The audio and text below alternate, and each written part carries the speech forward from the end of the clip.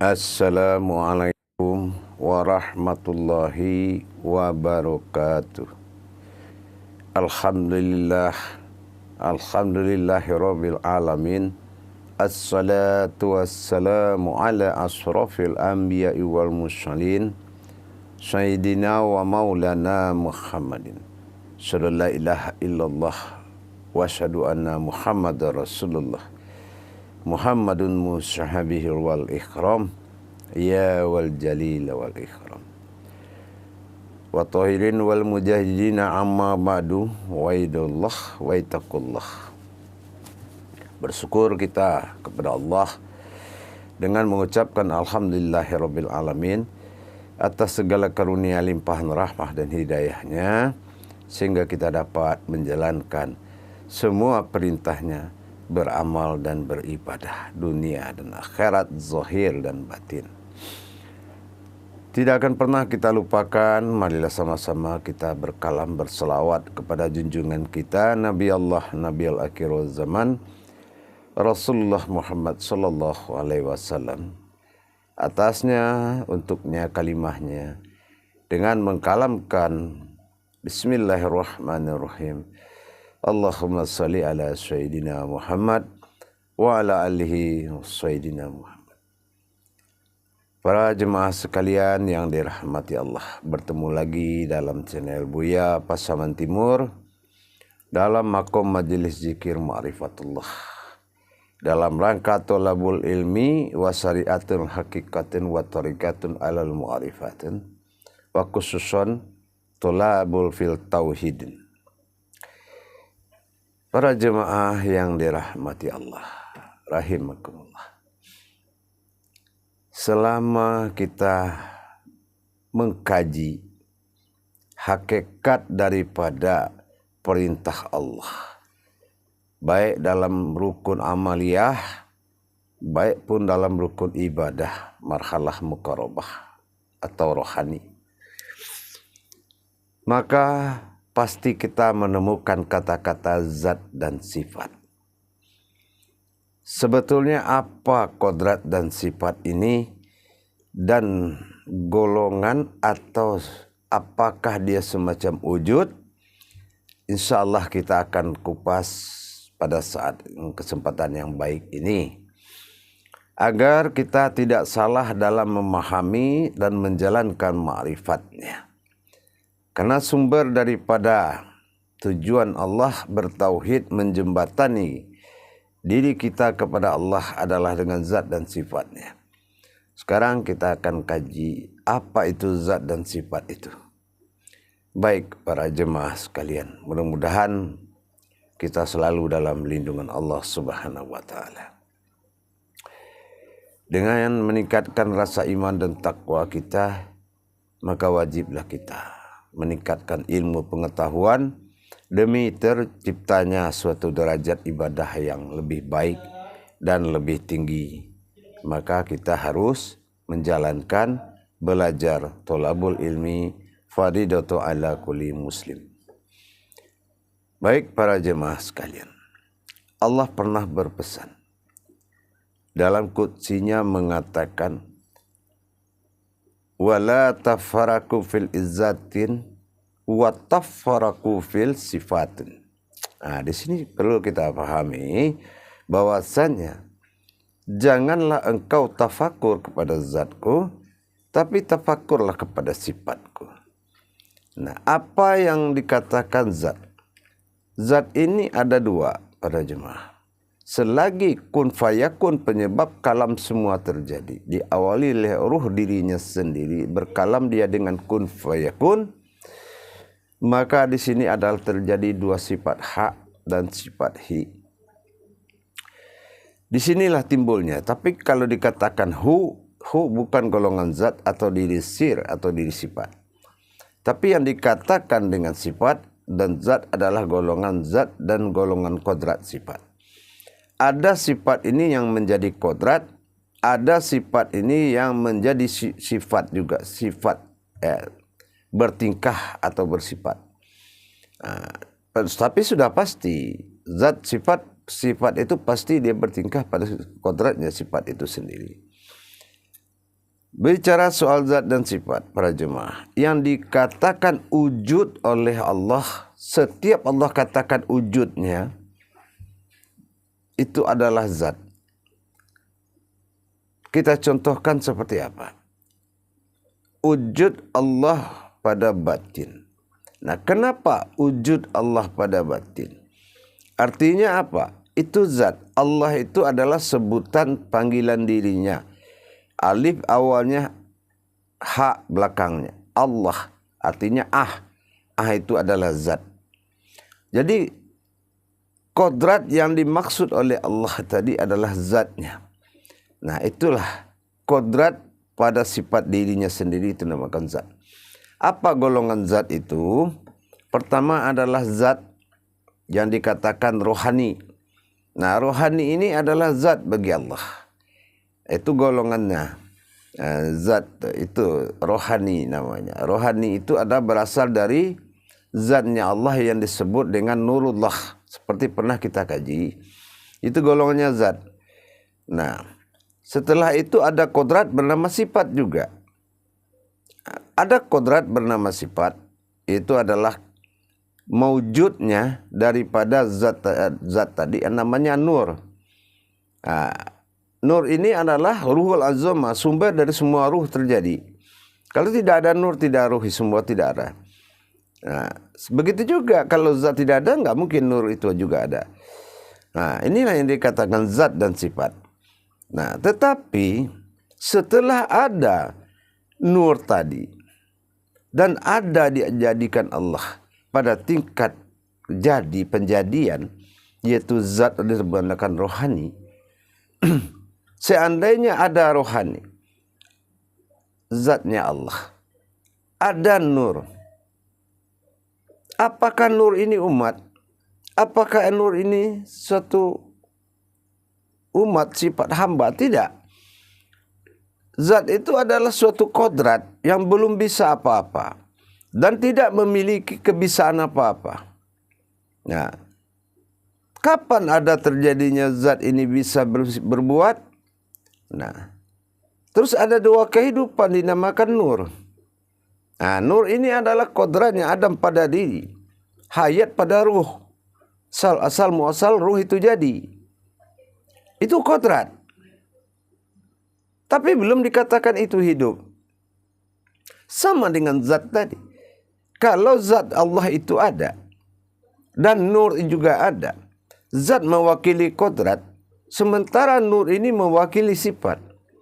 Itu baru batasan kodrat. Gitu. Tetapi kenyataannya apa? Ada diri sifat.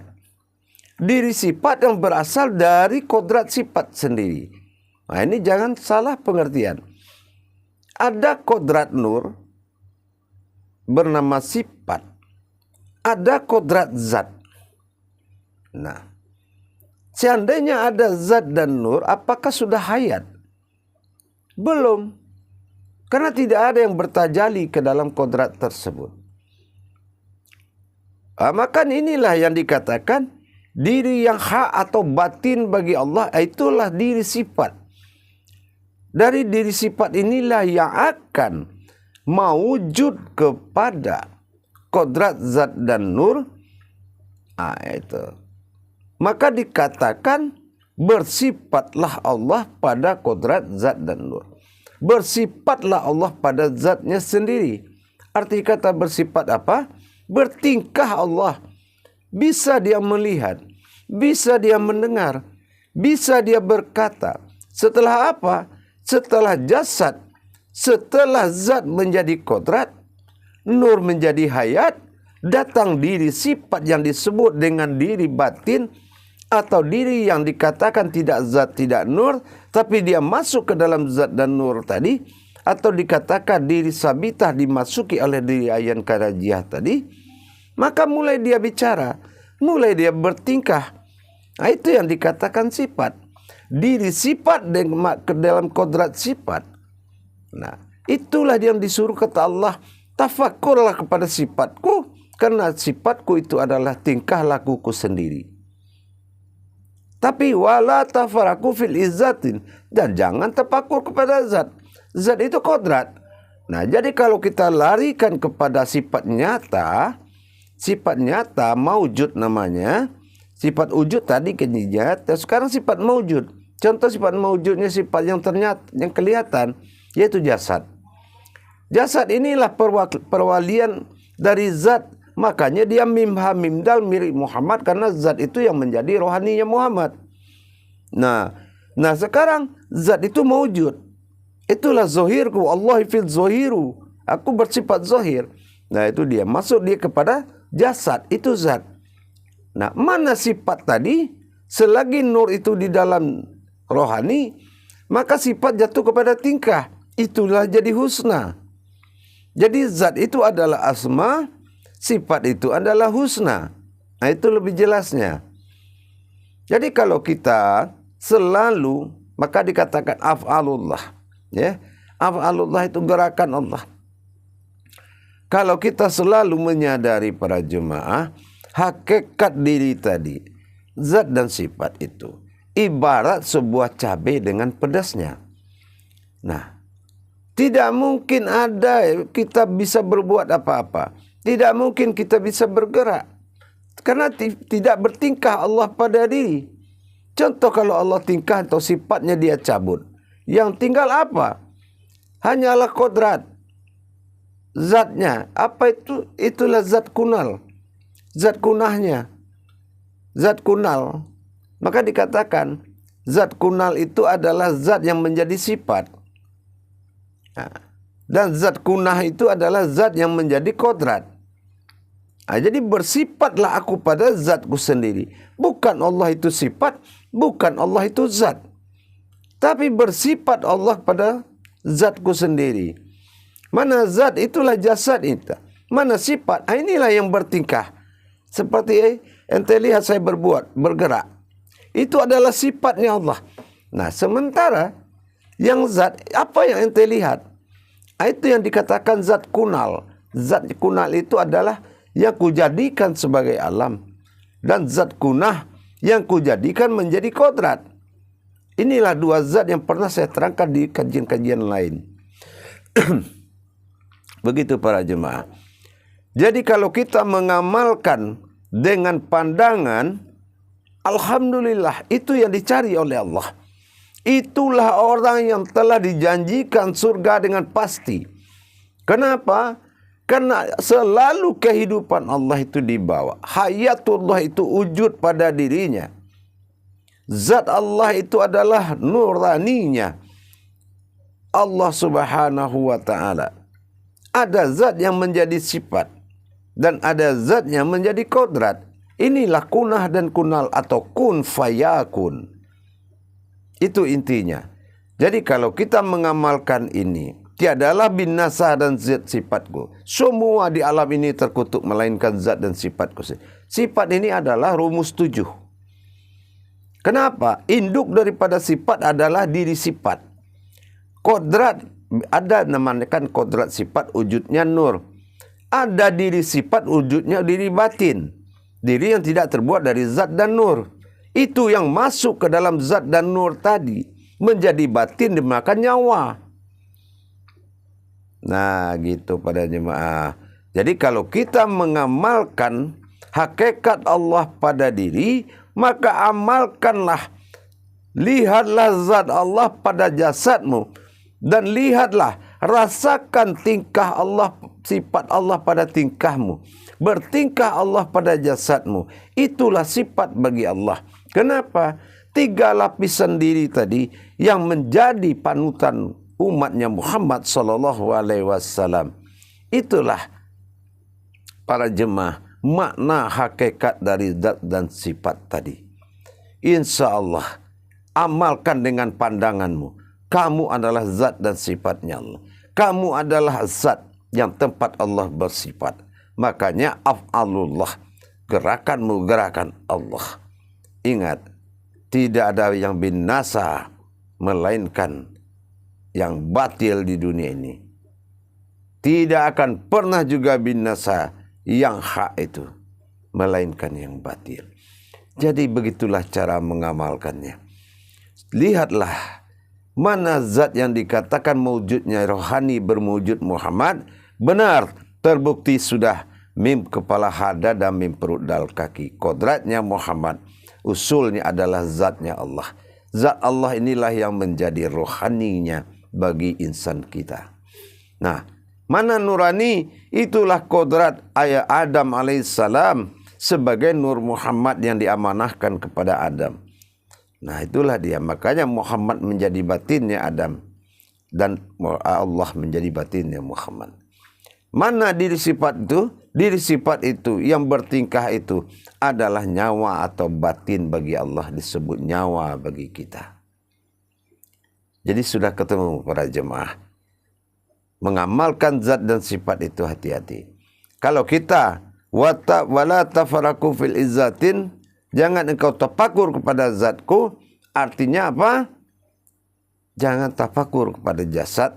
Wala tafaraku fil sifatin, dan tafakur pada sifat. Karena maksudnya apa? Tafakur itu bukan tunduk, bukan apa. Jangan kita mengadakan ibadah tafakur ke jasad. Itu yang dimaksud oleh kalamullah tadi.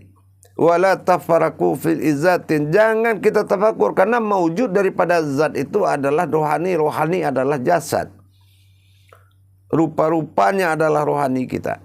Jadi rohani ini akan mewujud sebagai jasad. Mim ha mim dal. Nah, tapi tafaraku fil sifat. Maka tafakurlah kepada sifatku. Inilah nuraninya Allah sebagai wujud sifat dan tingkah bagi Allah dalam diri kita. Bertingkah Allah dalam dirimu berarti kamu sudah melihat zat dan sifat. Lihatlah zat Allah itu dengan jasadmu dan lihatlah sifat Allah pada tingkahmu. Apakah pantas zat Allah seperti kamu jasadmu? Apakah pantas sebagai tingkah lakumu? Maka carilah kodrat yang berderajat, tingkah laku yang berderajat, sifat-sifat yang berderajat. Hati-hati pada jemaah. Insya Allah mudah-mudahan dalam mengamalkan ilmu tauhid ini, keikhlasan sami'na wa ta'na itu yang dibutuhkan. Orang yang menjunjung tinggi keesaan, kemuliaan, kekuatan Allah dengan membangun melalui ilmu tauhid, bukan berbicara dan mengaku-ngakui. Barakallah ya karim. Assalamualaikum warahmatullahi wabarakatuh.